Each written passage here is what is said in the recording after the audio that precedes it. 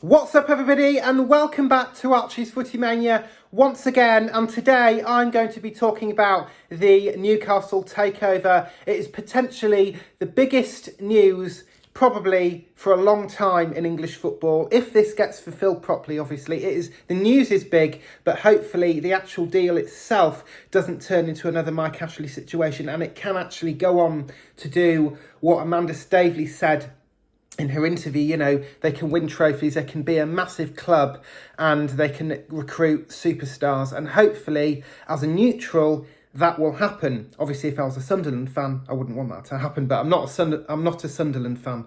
So, anyway, I'm basically gonna just go over what my opinion is and what I think needs to happen for the obviously we know what has happened. The money's gone through, 300 billion, whatever it is ridiculous. But I'm going to say what needs to happen in order to get it sensibly up and running, because it's a very sensible process that's needed here, and a very, I wouldn't say pragmatic, well, practical approach. I suppose it means the same thing, but a practical approach, because this can't be like a massive money splurge. It has to be considerate, and it needs patience. And that's what Amanda Staveley said. It's a patient process. The fans need to be patient. Not that they haven't already, obviously, but the fans obviously need to work with the owners as they really didn't do with Ashley. But you can't blame them, because Ashley wasn't a good owner at all. So this is a monstrous deal. It's an incredible hulk of a deal.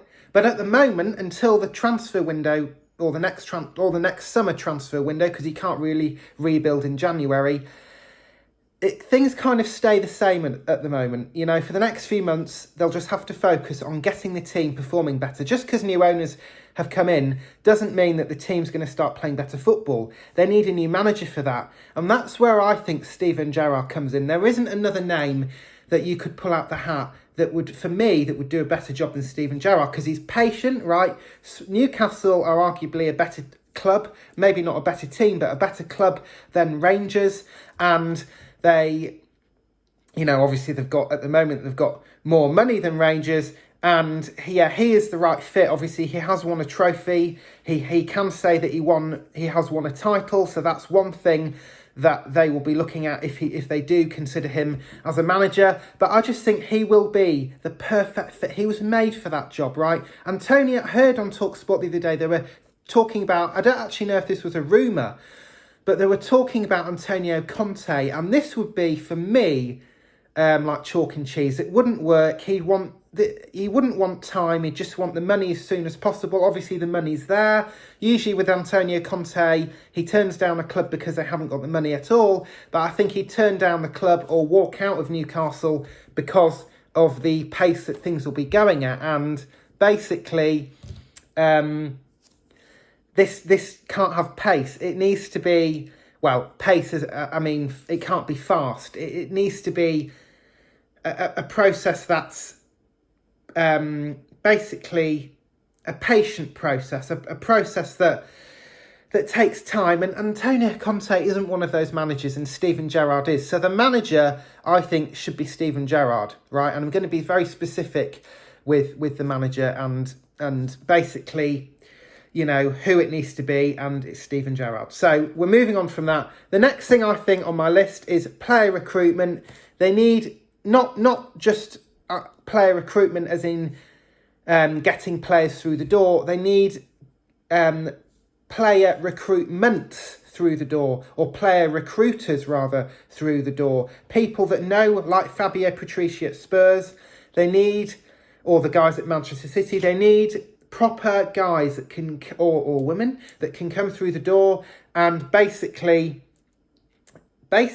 do a job in recruiting top players, not basically these knockoffs like Joe Linton or other players that Newcastle have recruited that just haven't done anything. And Joe Linton was like 40 million, and Andy Carroll was another one. I can't remember if he was a lot of money. I think he might have been a free, but I could be wrong. He could be like 30 million. But anyway, they just haven't been investing right. They've spent money, but it's not gone in the right direction at all. So the player recruitment for this is absolutely crucial. They have to get the right people in to do this, because otherwise this could just wrap the whole thing, because it's all right having an expensive squad, but they need to be playing expensive champagne football that wins them trophies. The next thing is the commercial side of things, obviously getting the advertising up.